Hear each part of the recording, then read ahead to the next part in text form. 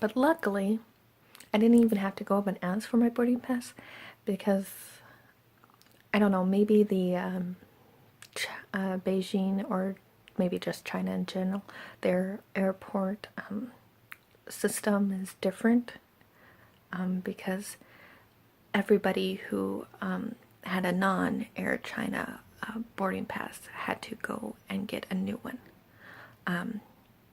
Again, that's actually the first announcement. They got all set up, and then like everybody who is on a transfer flight from a non-Air China flight, please line up and we'll reissue your boarding pass. So maybe it was just that day they had a problem with the boarding passes, or I don't know. All I know is that means I didn't even have to ask for my boarding pass because I need a new one anyway. So I wait in line, I get up there, and because it took such a short trip, and because of all the fixing and moving and stuff that we had done at DFW, my tickets weren't in the system yet. They weren't ready for me. My boarding pass wasn't ready. So I had to sit down and wait. And then, so I had to sit down and wait for them to get it through the system and process it. So she gets it through the system, she processes it, then she hands me my passport and my boarding pass for this plane and my boarding pass for the next plane, and so I'm all good. I'm set. So I sit and I wait, wait till the plane starts to board, which actually starts boarding at 11. So it's even an hour early, which was lucky. But so it starts boarding, and I look at my boarding pass as I'm getting ready to hand it to him. It doesn't have my name on it. And they notice it doesn't have my name on it. It doesn't match my passport. So they send me back to the counter. And so she prints me out a new, and this is, like the seat for this one was like 55C. And so she prints out me a new boarding pass that has my name on it. And that was for 48H. So I got closer to the, closer to the front. And then she immediately does the whole thing that they do with the boarding pass, and so I just go on. I sit down in my seat, I get everything put away, and I sit and I wait for, the plane to finish loading. And while I'm waiting, and I'm in the aisle, and I'm seeing that the two seats next to me are empty, and I'm thinking, if nobody comes and sits down in these, I'll just move over to the window seat.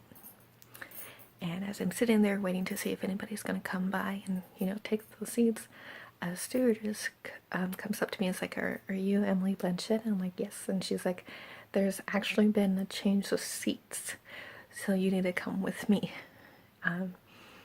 So I got moved, and so she moves me up to 46J, which is still an aisle seat, but it's in the middle instead of, like there's 3 rows of seatings and it's in the middle. But there is nobody sitting next to me and then another person. But it was right there next to the laboratory and kitchen area and stuff like that, but it's further up in the plane. And this is actually, I think, the difference between coach and economy or something like that, because that had more room. So I didn't mind. But it's like, I had my seat changed 3 times each time, moving forward up. Yay! And it also meant, because I was further up, I actually got what I wanted to eat. Because they serve 2 meals. Yeah, they serve 2 meals, lunch and dinner. Because, it's a long flight. And luckily for me, the people around me wanted to sleep just as much as I did. So I didn't have to worry about, them talking or being up when I wanted to sleep. So I just slept most of it. I woke up for the drink, the refreshments. And I woke up for the dinner and the lunch because I ain't missing that. But so I just thought that was interesting with the seat moving stuff. And then we get off at the plane in Beijing, and it's a pretty airport, but there's no snow on the ground. But it's cold. It's cold. No snow. I was so looking forward to snow. Well, kind of. I hate the cold, but snow's pretty, and I thought there'd be snow. So I get off the plane, and here's where it gets interesting-ish. I mean, this whole thing is supposed to be interesting, but I don't know if it really is. I get off the plane, and I follow the signs, and you know, it's like, I think we get there at like 5 in the morning, so the airport's like dead. There's nobody at any of the stores. It's like a mall, but it's like dead. It's dead mall. It's a ghost town, so it's creepy, but it's pretty. I just follow the signs and for the international transfers, and the signs point towards this counter that says international transfer counter. There's nobody behind it. And there's also a sign next to it saying that if you have your boarding pass for an international transfer flight, these are the steps you have to go through. And one of the steps is speak to somebody at this counter. There's nobody at the counter. And I know I wasn't the only one who's first time there from an international flight, because I can see quite a few people going, what do I do? Where do I go?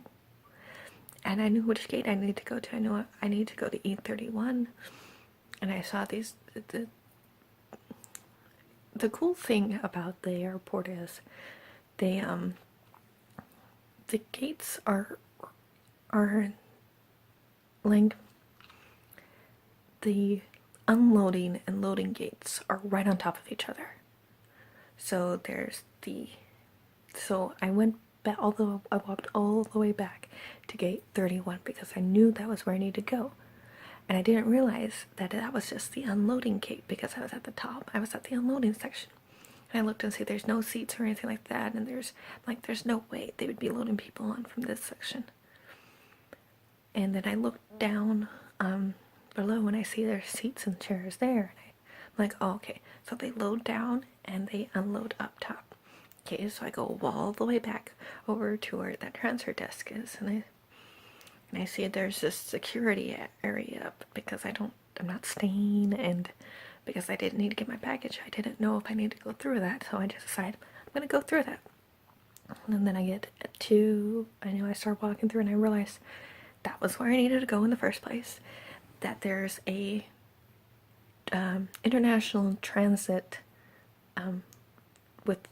within 24-hour transfer flight area line that I need to get into, and it is a line. It's super long, you know, it just goes, it's almost wrapped around the whole entire place.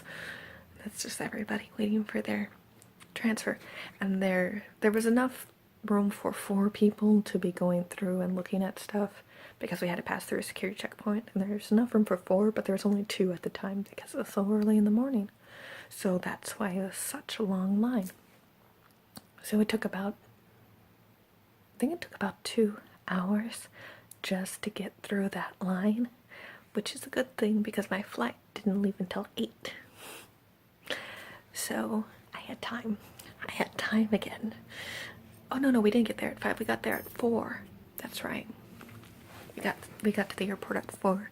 So because I had 4 hours. I had time. So I waited through the line, and all they did was they checked that I had a boarding pass and it matched my visa. Not my visa, my passport. And then send me through. Then that sent me to another line, which was the security check, where we have to, because we're getting onto their planes and their system, we have to go through, just like we had to go through another, security checkpoint for our carry-ons, because they have different rules on carry-on items, and you know, make sure that we didn't bring anything illegal or anything like that into the country before they sent us onto another one of their planes. So, so I had to wait in that line to get through that security, because that was, you know, the transfer line. After you get through your as you get through transfer line, you just get sent into the security for, in general.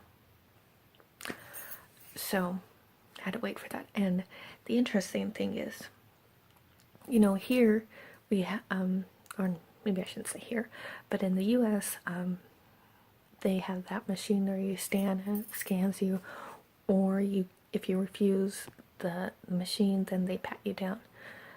But at the Beijing airport, I found that everybody had to get pat down. But luckily, they had a female and a male security person. So if you're female, you only got pat down by the female and stuff like that. But you had to get pat down. And then you go on your way, and I got on my way, and I just, then I got to my spot. And by this time, I was there. Actually, from at the start of the Houston flight, I started to get a little dehydrated. By the end of the Beijing flight, I was super dehydrated. I was nauseous and all that, so I was like super dehydrated. I was even shaking in the lines, like I couldn't hold on to anything. I was just shaking. So I'm super dehydrated. But I didn't have any Chinese currency. So I couldn't get anything. There were a few drinking water stations, but they weren't designed for you to like sit there and drink. They were designed for you to get a cup and then move on. So I got a cup and I moved on, and I'm just like, okay, I'm gonna wait until I get on the flight, and I'm gonna make sure I get water. So I just waited for my flight, and it felt forever. It's a really long video, so yeah, really long video. I might cut it up between, you know, just the intro check-in thing and then this whole storyline. So I'm gonna end it here now, and I'll talk to you later.